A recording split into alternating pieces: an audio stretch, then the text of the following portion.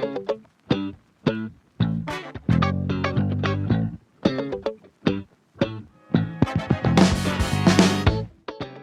creative, and welcome back to the Empowered Creatives podcast, finding confidence between hustle and burnout. I'm your host, Victoria Hines, creative career coach, helping creatives just like you navigate those twists and turns in your creative career.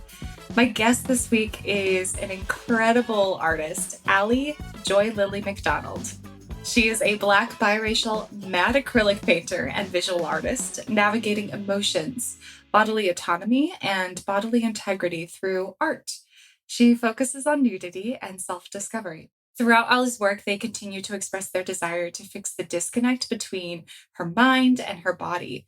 And every individual's body is their own. And using vibrant and bold acrylic color combinations, Allie wants to emphasize that even when a body is in the vulnerable state of nudity, it is still never anyone's to have or to take.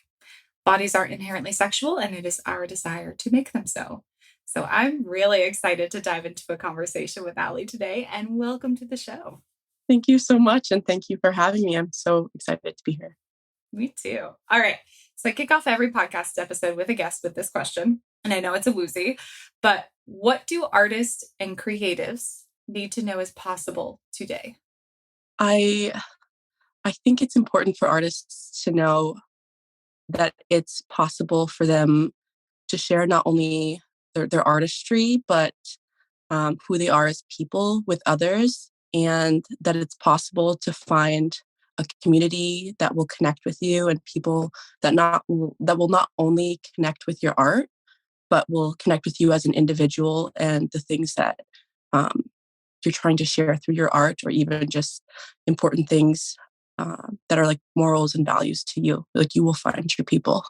I have a follow-up question for that. Have you ever felt like you were trying to tap into communities where you didn't belong, or maybe that didn't feel as welcoming, or arms wide open? Yes, you're my people. Yeah, that's a good question, because for sure, I think especially like in the beginning of like my imposter in like gallery settings, or I was finding that I wasn't getting the reactions that I thought I would from my work. And that kind of put me in a place where it was like, oh, I kind of don't belong here. But since then, I've definitely found more people that are receptive to my work, that are like on the same page as me and understand what I'm trying to say, as well as galleries that also see that. And so I'm definitely at like a better place now than when I first started. What are some of the signs to you that you have found a community or a place or a group or an audience that is right for you? The conversations that started to come up, instead of people maybe seeing my work and not being interested in having a conversation, there would be people that would come up to me and say like, oh, this really resonates with me. I don't know if this is what you were trying to put into your work, but this is what it says to me. And maybe telling me something like really personal that would also resonate with me. So they're almost opening up in a very vulnerable and empathetic way to your art, instead of maybe having that guard up, it sounds like, when like interacting with your art and kind of questioning it, maybe. I don't know. Yeah, no, absolutely. Cool. So let's go back to the beginning. So we'll segue back into your art and what you're doing now. But what really led you to being an artist in the first place? I think at the end of high school, I wasn't sure what I was going to do, but I had a passion for art. I had this one specific art class in Ottawa at Ridgemont High School, where the teacher was very encouraging and told me that I had some talent. And I just remember this specific conversation after that, not even with this teacher, but with my brother.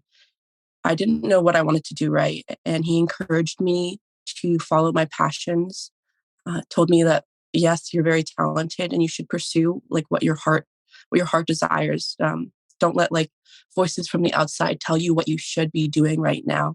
You're the one that knows best what you should be doing. And that's why I followed my heart, and I went into art, and I found some really beautiful things there. That's incredible. So how has your art sort of is segued the right word, or like morphed into what you're doing today? Well, I used to use Twitter a lot, and I stumbled upon a photo online in 2017, like my first year of college, of a woman posting a body positivity. So it was like her nude form. And I decided I wanted to paint that because it was gorgeous. And it's something personal to me that has been a journey, like body acceptance, body positivity. And from there, I went from painting her nude portrait to my own, and then into many other people's nude portraits to really, I guess, spread that message of like body acceptance, body positivity, and like normalizing nudity in itself. Hmm. What was painting that first one like? I don't know if you could take yourself back to that moment, but was there any like really big discoveries you made in that moment? How freeing it was to not only like express myself and like take myself out of my own head and just express myself through paintbrush strokes, but I think the process of it, the process of seeing it all come together, and just like it being something that I really admired, and seeing a body and being like, wow, like this is so beautiful. Did you find yourself like I'm just thinking back to, I mean, body positivity is something that's so hard. And I know I have body dysmorphia. I know my boyfriend has body dysmorphia. And it's so easy, no matter who we are, to look at ourselves and see all the things that are quote unquote wrong or don't fit standards. But it sounds like when you being able to paint something, it's like all of the dysmorphia or the things that maybe we once would have critiqued about a body, maybe like faded away a little bit. Does that sound kind of like how it felt? Yeah, absolutely. Because I think there's different shapes and sizes and bodies and different lines that we may criticize on ourselves or even on others. But in the moment when I was painting, um, it's all part of the piece of art. It's all something beautiful. So what you're saying, like, is very true. Like something that we may criticize or be insecure about on our bodies in real life. When it's on the painting, it's something that is just so beautiful, and it's a mimic of what's in real life. So making that connection is also something that's really like beautiful about that moment. Absolutely. Oh, what have you found to be the value in changing the perspective that nudity is inherently sexual and really putting this artwork in front of different audiences and having that conversation? On a personal level for me, the value of it is partially like seeing people's reactions, and trying to understand where that comes from, and um, why we might be so like ashamed or disgusted or uncomfortable seeing nudity. Because personally in my life, it's something that I've experienced a lot and not understood, like on my own body. Like, why would this make somebody so uncomfortable, that I may have like less clothes on or am like comfortable showing my body? So that's been a big value. And also in understanding my confidence as well as my own sexuality, actually. It's a big thing because I feel like nudity and sexuality are so tied together. But the thing is, they don't always have to be. But in today's society, they always are. And I think differentiating that in my own personal life has given me a lot of freedom and a lot of confidence. That's lovely. It's hard because, like, nudity, it is a big cultural aspect and it's a part of a lot of different cultures. But I mean, especially in America, I feel like there's pieces of it, like Puritan foundation, that still like bleed through to today. And you're right, like showing more skin, nudity has been considered inherently sexual, and it's usually the woman's fault for showing more skin, and she's the person to blame. And coming to terms with like all of that stigma that we all grow up with, and then learning how to rewrite that is incredibly challenging. But I love that your artwork is focused on helping not only our culture, but it also sounds like individuals rewrite that story a little bit. Yeah, absolutely. Um, And just a little another tidbit because I do think it's important. It's another, I guess it's even more personal than what I would normally share. But so I'm a mentally ill individual who used to self harm, and so for the majority of my life, I had scars that were visible for people to stare at and really like gawk at, and it was very uncomfortable most of the time. And I don't think I ever really got over that. But as I got older, I got a tattoo cover up and I started wearing less clothes, um, which I think really ties into the work that I do about nudity because I used to be stared at if I wore less clothes for a different reason, but now I'm stared at just for the nudity in itself. So I think it's just really a personally like empowering thing for me through my art. Hmm, that's incredible. I feel like that's leaning into the confidence piece. And I wanted to kind of bring that up again. You mentioned it earlier, and I feel like what you just mentioned as well is taking this past or your life and this past that you've lived through and kind of finding your confidence and finding this who you are today as Allie McDonald and how you present yourself. What has been key to finding that confidence, not only in your art, but in your own skin, and even maybe as a business owner as well? I feel like there's like a lot of different things that aid to my confidence. Um, like number one, well, they're not ranked, but one of them being like therapy. The second one, like being uncomfortable, which was part of my therapy, doing things that might make me uncomfortable. So I had to start somewhere by wearing the things I wanted, showing myself, painting the things I wanted, putting that nude art in shows and having those uncomfortable viewers or people that may not resonate with it. And then the third one we talked a bit about in our Get to Know You was becoming a parent or becoming a mom and having this little human that you want to stand up for all the time, that like you would do anything for them. And like learning from that, that you also have to do that for yourself. And a lot of my confidence really built there. That's really powerful. What about having a kid and having your son made you realize you also needed to, stand up for yourself before you could stand up for them? Unfortunately, I had some complications after I gave birth, and there was quite a few doctors who didn't listen to me. It took maybe two visits to the emergency room, and then finally I was believed. And uh, I'm even still getting things under control now for that. But that was like the first step. And after that, I think what really amplified it was all of these people trying to tell me how to be a parent and giving all of their perspectives and telling me what would be best for my baby. But in reality, I think most parents do know what's best for their child, what works for them and their family, because it's different for everybody. And from there, I think it really kind of like lit a fire under me on like speaking up for myself as well as speaking up for my baby.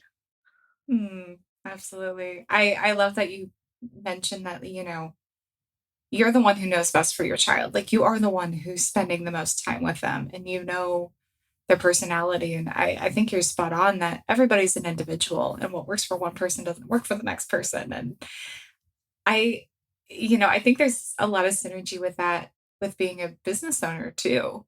Of, we live in a world as business owners where people try to tell you, like, this is what you have to do to be successful. This is what success looks like. This is how you run a business. And they're not wrong.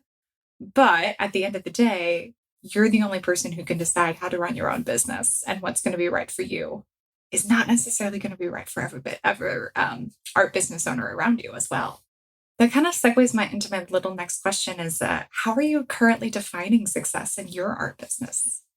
I guess my definition of success right now in my business would be actually like putting myself out there more and more because I think there's a lot of fear that some individuals have and a lot of artists have when it comes to like sharing their work, applying for shows, um, even like selling their work to people. Like they're afraid that people aren't interested or won't like their work.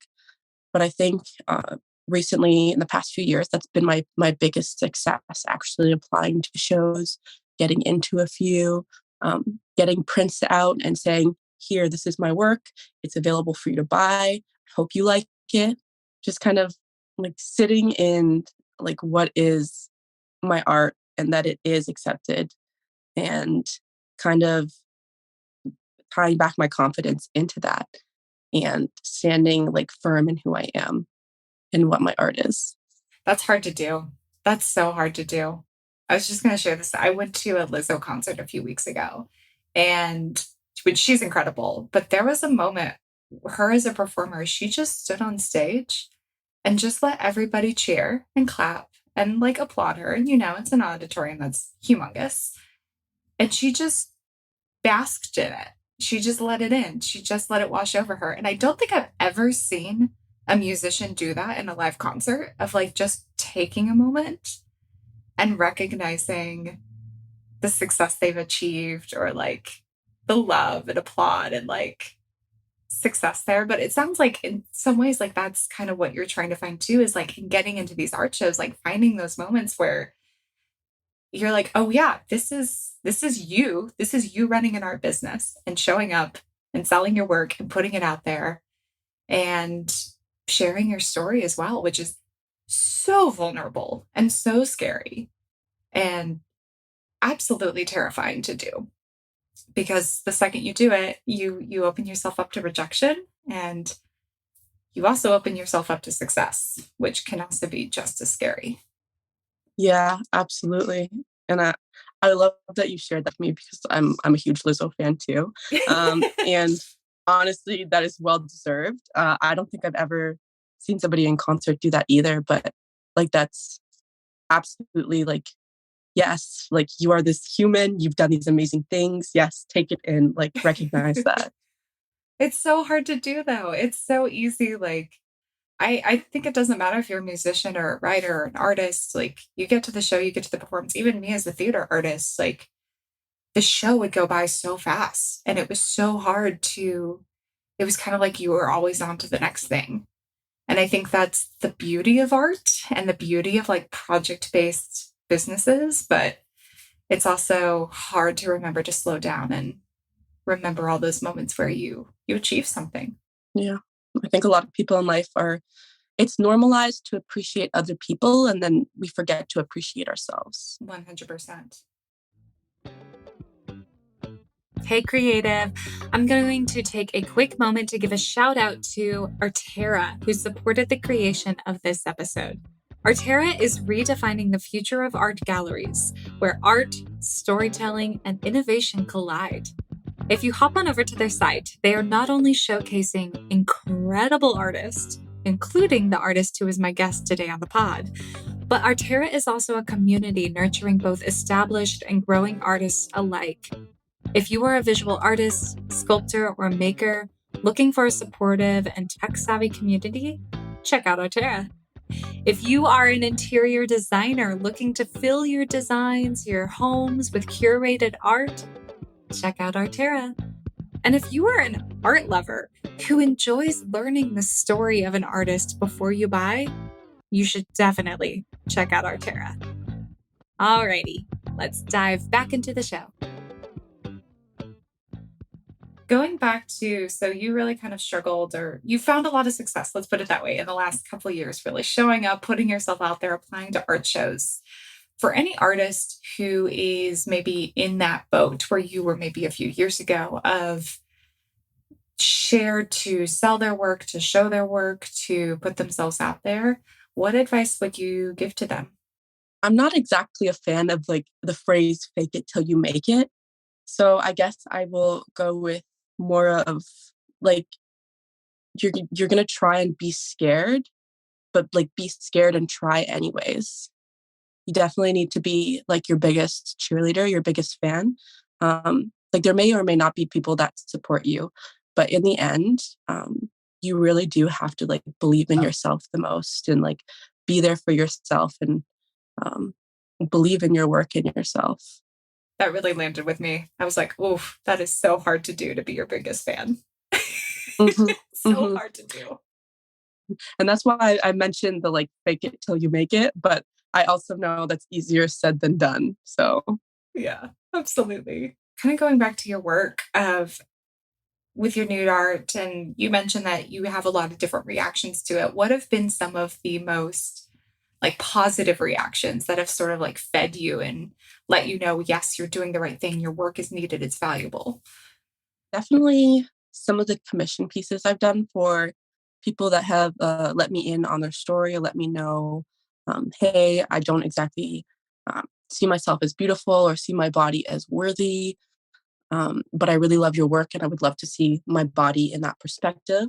And then doing the painting, showing them a picture of it, and then being like, wow, and having that moment with them and being like, yeah, that's you, like that is you, that is your body, you think it's beautiful, right? And just like knowing that that's something that they'll have maybe for the rest of their lives to look at and like have that moment, uh, and just see themselves in that perspective. That's an incredibly healing and just powerful moment to see a piece of art of your body, and I have to admit that it's beautiful. Like kind of be forced Yeah. forced to admit this is beautiful. Otherwise they're insulting you. I'm like, that's okay. Like, we don't always have good body image days, but I know that even on bad days, they can look at that and maybe they won't accept it in the moment, but they will see it as beautiful. And maybe on a good day, they'll be like, yeah, actually, that's my body. You're right. That's my body. On the flip side, how have you navigated the critics or maybe the audience or people who don't quite understand your work? Um, I mean, nowadays, I definitely, I, I want to get deeper into their psyche and understand what's making them so uncomfortable, like outside of like society's norms of over sexualizing the body. A lot of people have like personal reasons as to why they think the way they do, right? I mean, that's how I think now. But back at my first art show, I remember talking to my mom and just being so upset about the fact that people would like look at it, look away, walk away, and be uncomfortable because like that's not a great feeling. But I think as well when I first started, and there's still way more to learn and understand, obviously, but when I first started, I couldn't understand why like it was seen as disgusting or uncomfortable. And I used to like attach that meaning to my work, but that's absolutely not true. And I recognize that now. Just because someone has the bad reaction doesn't mean that's the meaning of my work or that's actually like the thoughts that most people have about my work. It also says so much more about them and who they are and what they're going through or where they're at in their life than it does about you. I think that's something as I've been getting older, I'm starting to do that more and more is kind of disassociating other people's reactions to I have to take a moment and remember, is this actually a reflection of me and who I am? And I need to maybe take that in, process it, figure out what to do with that information. Or is this 100% something they're going through personally and has zero reflection on who I am, what I did, whatever it may be? And that's hard. But Yeah. I love that you're kind of taking the curiosity route of how can I learn more about what makes them uncomfortable in this moment. Yeah, it took me a little while to get there. I'm not gonna lie, but um, because obviously, yeah, I was in that mindset of like my feelings hurt, it must be me, instead of the curiosity. But like you said, everyone has their own story and what they're going through, so it's good to think about that. So switching over a little bit to your business, what's been the biggest lesson you've learned recently in running your own art business? Um, this is actually something I learned. It's at a camp that I usually work at for the summers. But you say it, and you say it again. And I've been taking that in a business approach of like promoting myself, saying my meeting, and promoting myself again. And so, like going back to being your biggest fan, um, you have to promote yourself. You have to share your work. You have to share it again. You have to share it again, to really keep like drawing in an audience and try and connect with people about it. What's been really key to give you the confidence to promote yourself and promote your own work over and over and over again? Right.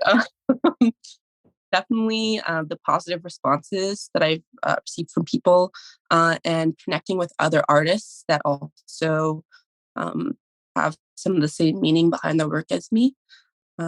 It's really about the community and the connection that I receive. when I share myself that makes me go back and be confident and want to share myself more and more. I have a question here. So, how has becoming a mom changed both your art as well as maybe how you approach your business? Loaded question. Yes. Just my experience of like giving birth, becoming a mom, all of that it's just like amplified my reason for why I like to share nudity and promote bodily autonomy and really express those topics more for sure. I think it's also given a little bit more meaning to different pieces that I create, especially with the experience of afterbirth and going through like being told that I'm like wrong about my own body because I believe every individual like knows their body best and um it's definitely just like amplified that, and some people might not see that in my work, but uh it's there and I can express it, especially when I'm creating that work, which is important to me. And then it changed my business for sure in the way that I will post things during nap time. I will always take advantage of that time and promote myself then or update my site then, because time management is just so much harder now. But I find that like that nap time is when I'm always online trying to get some business stuff done. That makes sense. You're sort of you're stuck to somebody else's schedule now, or completely dictated Yeah. to somebody else's schedule now. Oh gosh. That's hard. That's really hard. All right. So I know we're coming to a close really quick. So I have my one last burning question for you. So what advice would you give to an artist? And we kind of already touched on this, but what would you tell them if they're looking to feel more confident in their career today? I guess I don't know. I feel like there's so many different things that like people share, but uh, I think it's really important to like remember your meaning, remember why you do what you do. I think that can be like a really, really great motivator behind it, for keeping yourself um, not only confident because sometimes that won't help with your confidence, but reminding you that like it's your purpose, you have a purpose, um, and like you're creating for a reason, and there are people that will resonate with your reason. Remembering that there's a place out there for you is kind of what Yeah, it sounds like. yeah, Like there's a place you belong. There's a place where everything about you is going to be magnified because you're doing what you love and you're doing what you're good at and you're helping others. yeah. Spot on. All right, Allie, how can we keep in touch with you, see your art, interact with your art, maybe purchase your art? How do we interact or stay connected? Well, I would recommend finding me on Instagram at a.j.l.y.artistry. And there you can find my link tree in my bio, and that will lead you to my print shop, my website, and any other little goodies that I'm a part of. Incredible. I'll also put all those links in the show notes below so anybody tuning in can click those links. Oh, with that being said, I know it was short and it was sweet, or I don't know, I guess it wasn't short, but it felt like it flew by. But Ali, thank you so much for being a guest on my show today. But thank you for having me. It was like really, it was amazing. It was so nice to talk to you. In a world where it's hard to feel confident in your own body, it's lovely to talk to somebody who is blasting that message from the top of their incredible artistic tower. So thank you. Well, thank you.